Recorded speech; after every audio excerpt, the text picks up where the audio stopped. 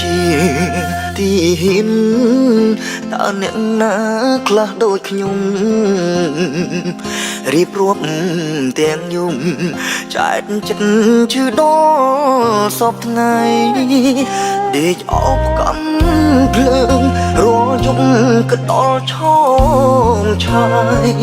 គ្មានសាក់គ្មានផ្កាយស្រីថ្លៃឲ្យអូនរីករាយបងមកលេងទាំងអារម្មណ៍អូនលេងសប្បាយធ្វើដូចឆ្ងាយឆ្ងាយបងប្តីអូនទុកដូចភ្ញៀវចារឹកស្រីបដូរស្របពេលអ្នកផងសឹកខ្សៀវបែងដូងអូនភ្លាវឆាប់បងហើញក៏ពិតមកស្រី